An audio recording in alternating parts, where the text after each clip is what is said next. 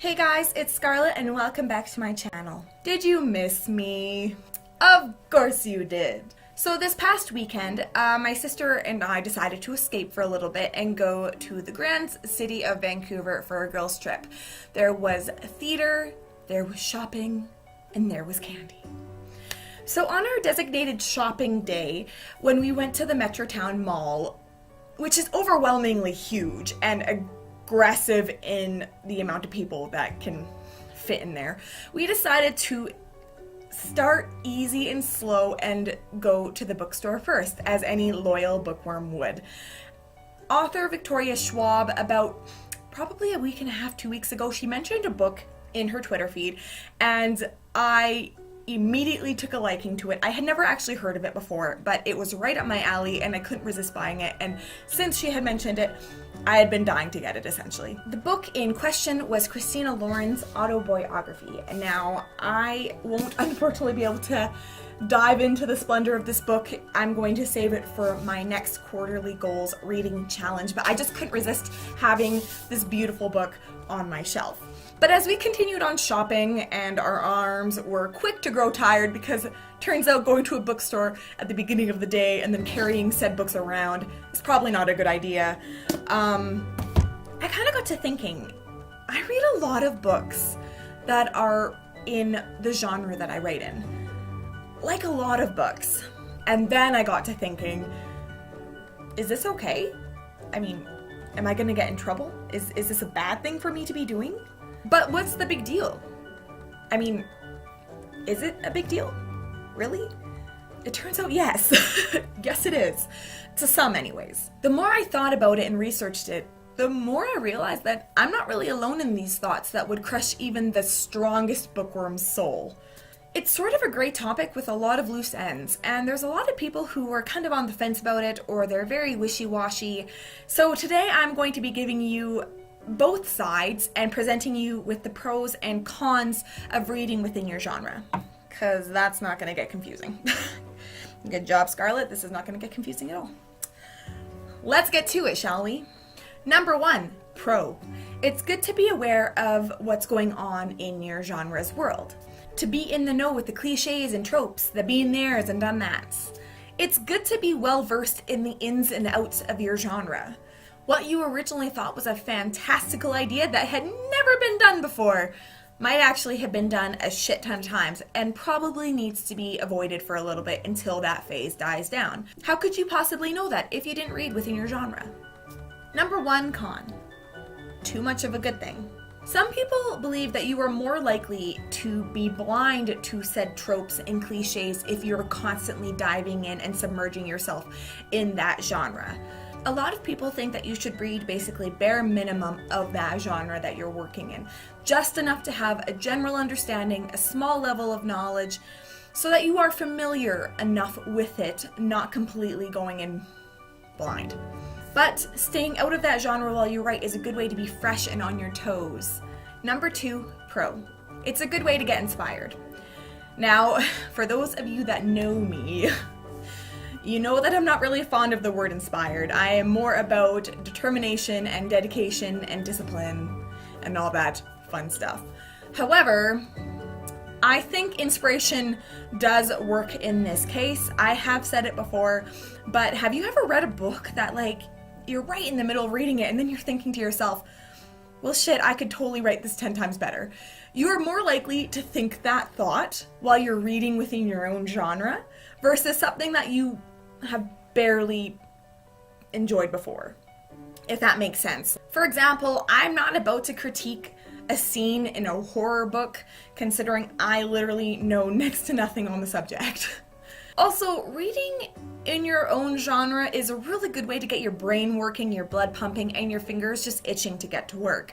I don't know about you, but whenever I'm reading a book that is quite similar to mine, in the end, I'm always just like burning to get back to my characters and my story and my setting and everything like that. It just gets me really going. Number 2 con, paranoia. The whole, oh my god, they stole my shit.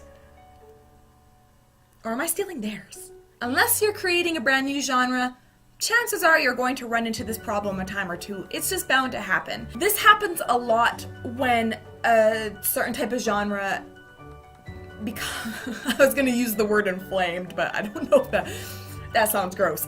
Becomes saturated because it's suddenly very popular. This happened a couple years ago with the vampire phase, erotica. The more saturated the genre, the more likely you're going to be reading and thinking to yourself, this is my idea. So is that. So is that. Paranoia might happen. Number 3, pro. Research is a must. Number 3, pro. Research is a must. Like I said before, unless you are boldly going where no man has gone before and creating a genre of your very own, you're gonna need to know the genre you're working in. Have you ever read a book and you seriously questioned the author's knowledge on the genre? And the more you read, the more you realize that the author clearly didn't really know what they were talking about. I mean, props to them for being ballsy and probably doing something that was out of their comfort zone. But I mean, come on. Come on. You don't want that happening to you. If you decide to write a crime novel where your knowledge base is just next to shit, or you're writing a heavy-duty romance, which you're very, I was gonna say well endowed, I don't really think that works. But if you're really an expert on romance, however, the romance that you are working on has twinges of magical elements, which you actually have no idea how to work with, have fun. The thing is if you don't know much on the subject, your readers will know that you don't know, and then it just kind of goes downhill from there.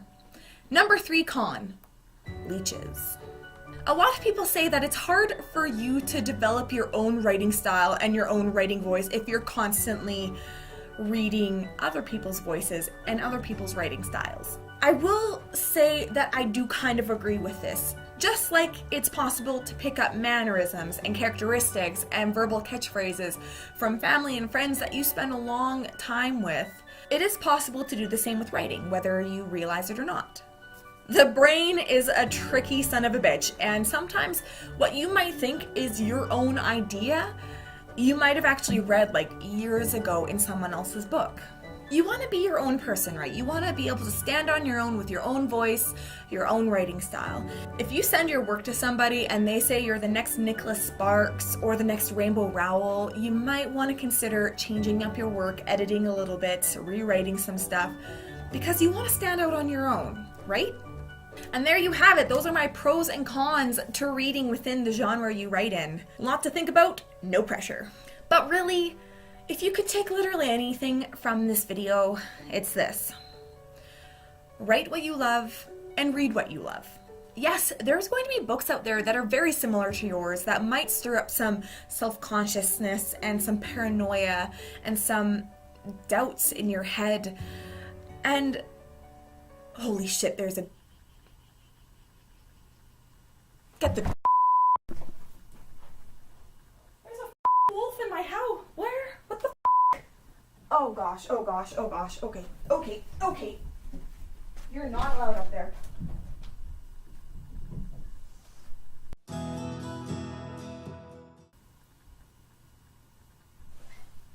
It's okay. Shoot. Whose dog is that?